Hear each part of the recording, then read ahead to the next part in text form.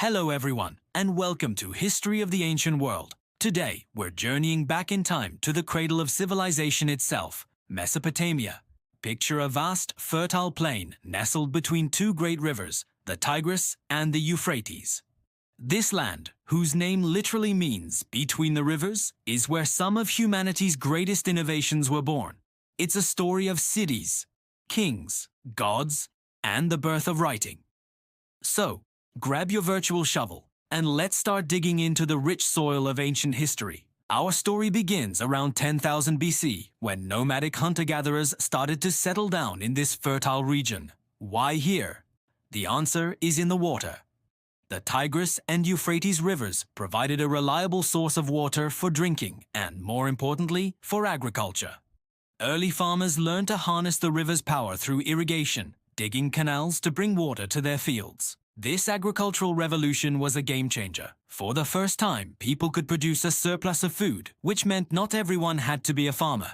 This surplus allowed for the growth of villages and eventually the world's first cities. The first great civilization to emerge in Mesopotamia was that of the Sumerians, around 4500 BC in the southern part of the region, known as Sumer. The Sumerians were true pioneers. They built magnificent city-states like Uruk, Ur, and Eridu.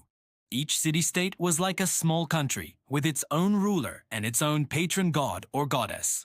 At the heart of each city stood a massive temple complex called a ziggurat, a stepped pyramid that they believed was the earthly home of their deity.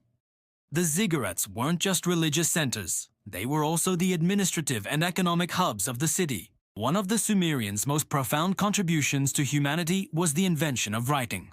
Around 3500 BC, they developed a system of wedge-shaped marks pressed into wet clay tablets. We call this writing system cuneiform. Initially, it was used for keeping records of goods and trade, like ancient spreadsheets. But it quickly evolved to record laws, literature, and history. Imagine the power of this innovation. For the first time, knowledge could be passed down through generations without being altered in the telling.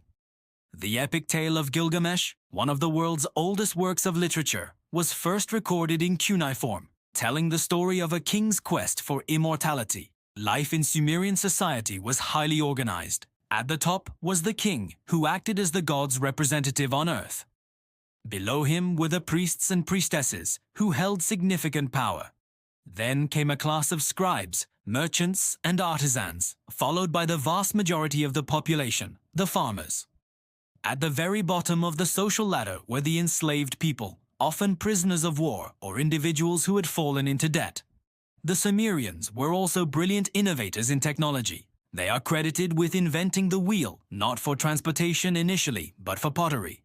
They also developed the sail, which revolutionized trade by water. And they had a sophisticated understanding of mathematics, creating a base 60 system that we still see traces of today in our measurement of time and circles. But the story of Mesopotamia is one of constant change and conquest.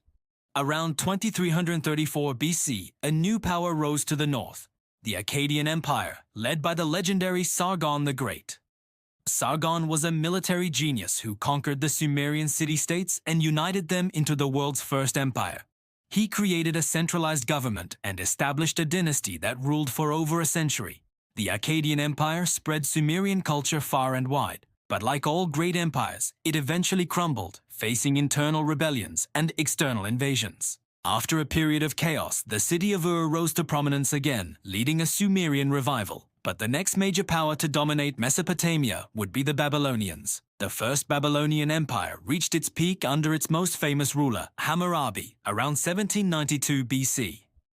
Hammurabi is best known for his famous Code of Laws, engraved on a massive stone stele. The Code of Hammurabi listed 282 laws covering all aspects of life, from commerce and property to family and crime. It's famous for the principle of an eye for an eye. But it was a landmark achievement in establishing a standardized system of justice for an entire empire. Under Hammurabi, Babylon became a magnificent city, a center of art, science, and literature. Following the Babylonians, another powerful and fearsome group came to dominate the region, the Assyrians. Originating from the northern city of Assur, the Assyrians built a massive and brutal military machine.